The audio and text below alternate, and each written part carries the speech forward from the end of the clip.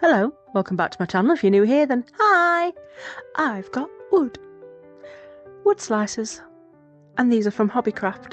They are on sale, £1.50 each. So I had to make a special trip just to get some because I'm running short on wood slicers. And these ones, I love these ones. I think these ones are birch.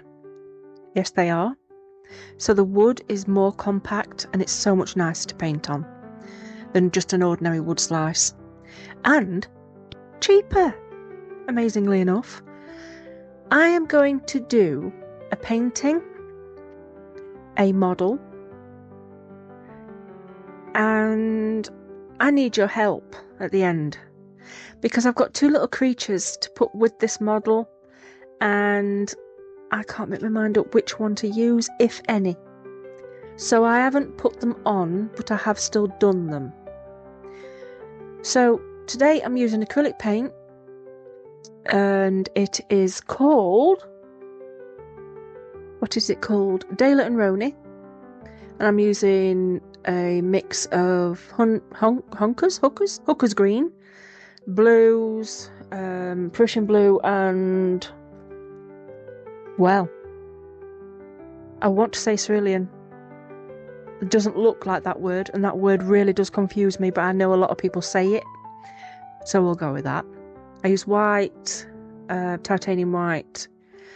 I use mustard yellow. It's not mustard yellow, it looks mustard yellow. It is yellow ochre. Ochre? I have no idea. That slimy stuff. Blah. And burnt umber, I think. Yes. Oh, and obviously black. I like black.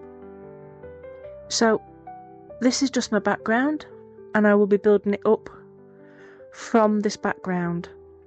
So I do black at the bottom to give myself some shade, so then I can tone it all up so it goes dark to light from the back to the front. I hope that makes sense. Oh, I'm also going to be using acrylic markers. Not much of one.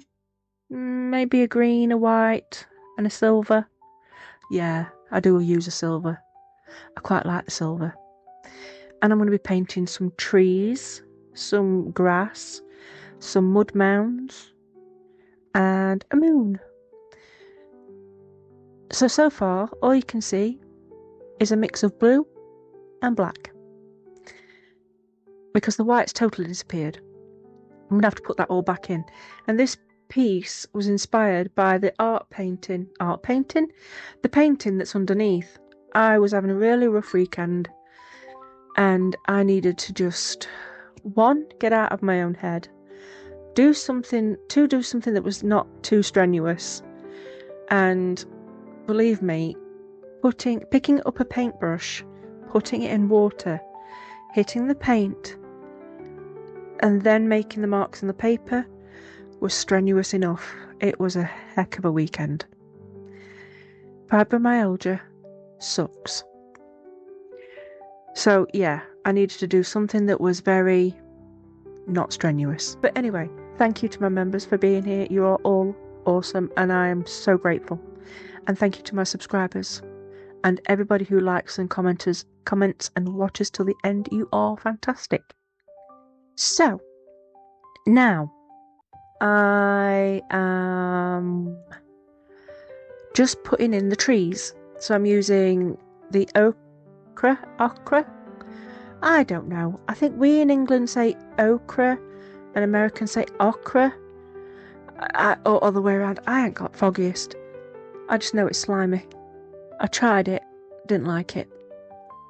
I don't know what I did to it, but no. It's a bit like aubergine. I can't stand that either. I tried that once and like, no. I think I over-oiled it. It was vile. Anyway, I'm putting in the trees. I'm just using a light colour to start off with, just so I can see what I need to be doing to it. They won't stay yellow. In fact, I'm going to have 3 different coloured trees. Yeah, maybe 3, maybe 4. To give you a sense of distance. So the bigger one at the front will be the lighter colour, and then they'll start going darker as they go further back. I do add that little bit of red. I just don't remember where, so I do apologise. I could be talking out of my backside right now, because although this was at the weekend, my brain was not in my body. What was I saying about that painting underneath? Oh yeah, it's basically it's roughly based on the painting underneath, as in there's a water sprite, and that is a stone sort of like temple for water, so that's why it's called forest or fairest, and that's the sprite in charge of that particular stone temple in the woods near a river. We'll say it's near a river. You can't see a river. I didn't think of putting one in to make it match. Like I said, this weekend was just so I do a wood sprite in foam clay. It's quite cute. I like it. It does look really nice on top of the mushroom that I'm going to make. Oh, I also like the frog that I found in the throwaways from the 3D printer. I was going through it and thinking, I need to get rid of this box of 3D print stuff. What can I do with it? It's now basically in the oven melting down. And I must not forget it's in there, because I know what I'm like. I'm a Burke. So I'm mixing, this is where I mix the red. I'm putting it in to make a brown, like little brown mounds of earth. And for some reason, I decided to put sticks in this little bush at the front. I don't know why. I cover it with fake greenery and the mushroom. So yeah, that was pointless. But I didn't know where I was going to put the mushroom at the time. I wasn't sure if I was going to make it higher up or lower down, or somewhere smack bang in the middle, because the mushroom is the forefront of the picture. And I'm putting in little white bits now just to give it some shading. So you've got the dark side of the tree, you've got the light side of the tree, and the moonlight hitting the trees just in the spots where the moon would be able to get to it. So it's not a lot. And I'll also do a little bit on the top of the bushes and the mounds, just to show that it's bright and shiny. I think I'm talking rot. I'm sorry. Oh dear. But yeah, I'm just highlighting the tops of the bushes. Again, you don't really see much of this bush because it gets covered. And why do we end up on bushes again? I don't know. What a daft conversation. So now I'm putting little details into the moon by adding some silver marker. And I'm putting some little dots and little twinkles to make stars. And I realised the white isn't white enough. So I've gone over with an acrylic marker. Because it's a thin one, it's a lot easier. And now I've gone in with green marker pen just to put some grass in the front. I'm not sure I actually like this bit of grass. I know I've finished it, but I may end up trying to change that. Maybe make it a bit darker. I think it seems to stick out a bit too much. I don't know. You'll have to tell me what you think. So now I've drawn around my mushroom because I don't want the mushroom. I don't want the mushroom to stick to the painting. One, it's not quite dry yet, and two, once this stuff sticks, it's a pain in the bum to get off. Or at least that's what I thought, because I was still thinking of the old stuff that was absolutely awful. So I've made myself 2 balls of foam clay. Now I'm making the mushroom stem, and I've done it to the size of the drawing, and it looks okay, but as I'm working with it, it feels like it keeps shrinking, and it will shrink when it dries. It does shrink, so you're better off making something a little bit bigger than it should be. And now I'm making the mushroom cap. So of course the mushroom cap doesn't quite fit that drawing, so this is why I need to make my stem bigger. I hadn't accounted for the mushroom cap not being solid, because I want it to look like it's overhanging and not just this one solid piece. I'm using my knife to make the gills. Somebody told me they were gills, not fronds. Oh, who were it? Oh, I can't remember. I'm so sorry, whoever it was that told me. But thank you. I actually remembered you told me. And remember you told me that they were gills. Go me. So, I'm having to squish it and mesh it to the wood just to get the shape I want. Mash it to the wood. And I'm using my tool just to go around, give it a little bit of texture. And now I need to do the little frilly bit that goes around the mushroom. You know, the bit that you peel off when you're going to cook them. And I am doing a bog standard normal mushroom. In fact, is it called a death cap? I don't remember. I can't remember. No. So it's not going to be a blue one or a fiery one. It's just a normal red and white mushroom. I don't think these ones are edible.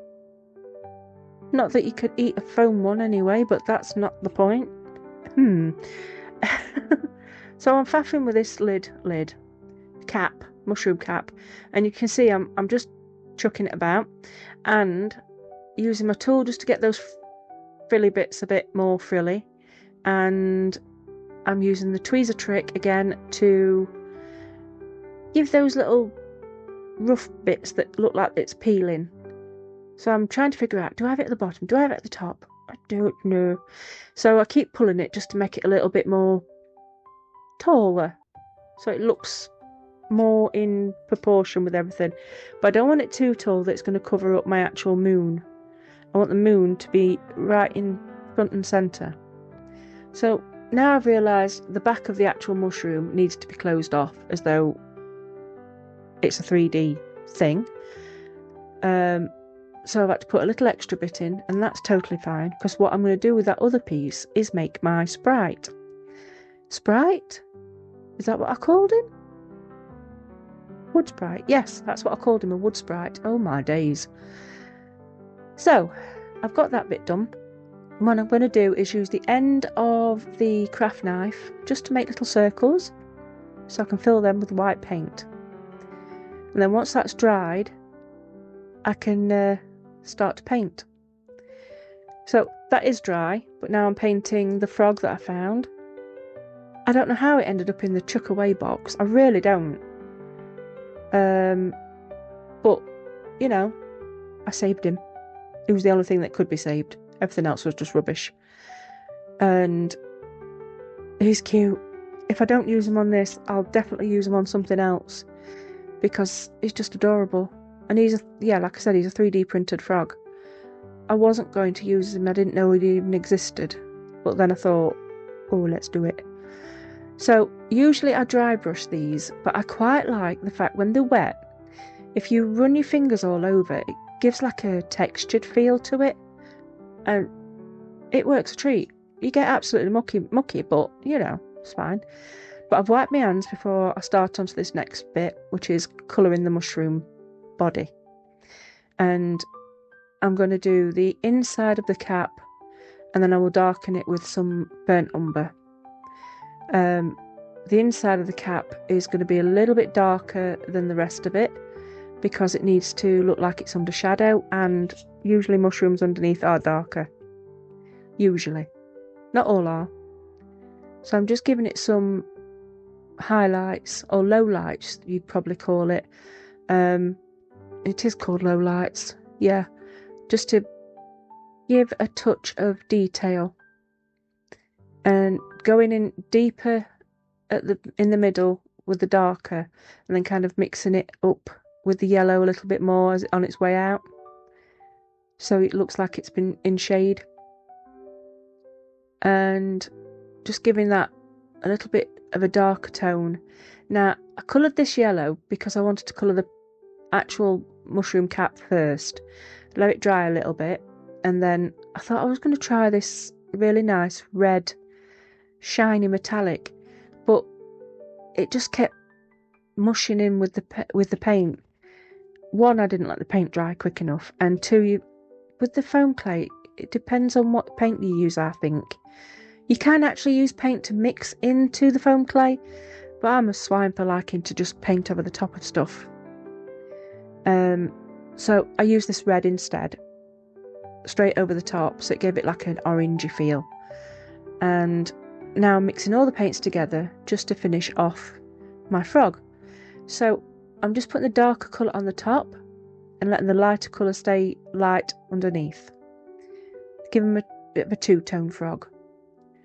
And then I'm going to go in with the white spots and put some little tiny spots in too, so it's not so uniform. The way I've done the spots is very uniform and I don't like it.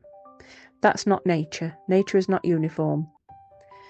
So I go in with my dotting tool straight into the paint and add some little dots all the way around, speckle it a bit more, and also give it some texture with just lumping the paint on basically.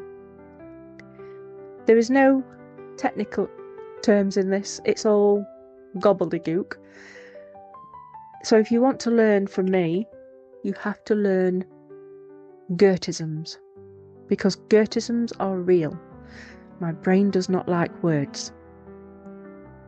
So there, that looks nice on there, and I'm gluing it on before it's even dry. It's fine. Once I realised which glue I was actually using. One's totally empty, that is now in the bin. The other was completely full and hadn't been opened. And the other one, the last one, was the one I actually needed. So yeah, very good super glue though. And so I'm putting him some eyes on with my yellow marker.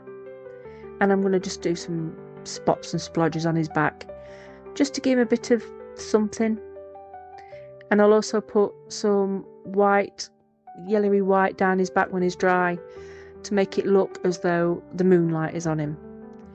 I can alter that later if it doesn't get used in this one. So I'm going in with the pen because I still don't like that. It's not dark enough for me. I wanted it to really stand out, really pop. And then I'm going to use some mossy stuff. It's the stuff that Tina sent me at Pause Resin with Love, and I love it. The glue does not love my fingers though. And yes, I did pick up the wrong bottle again. And I'm just squishing it round, giving it a good press, and it's coming off in my hand and it's all over the place, and I give it a really good chop just to trim it all up nice. It's like chopping a beard. So, it's all painted now. Well, what do you think? Do I put on my little thing? Oh, similar to this. This is a water type one. This one's a wood one. Sprite. Wood sprite. So, do I put the wood sprite on? Or do I put Mr. Froggy on? What do you think? Turn it round, I suppose. No, not there. Right at the top? No, not there. I think that would be the best position for him. I don't know. So, this is for you lot to decide, because I don't know if I want the frog or the wood sprite. Oh, tilt him forward a bit, you can't actually see his eyes. Because he's got little teeny tiny eyes, look. Teeny tiny eyes. So yeah, frog or sprite? I think I'm leaning towards the sprite, because I could have him like that, or I could have him a bit further back. I don't know. Anyway, let me know what you think about it. Should I do some more of these? I am a bit of a fan of this foam. I'm getting quite happy with this stuff. And I'll either make it into a hanger there or put something on the back of it. I'm not quite sure. So yeah, sprite or frog, and do you like it? let me know in the comments down below. Keep an eye out for the photos, and YouTube thinks that you will like whatever comes next up there somewhere, and I shall see you next time. Bye bye.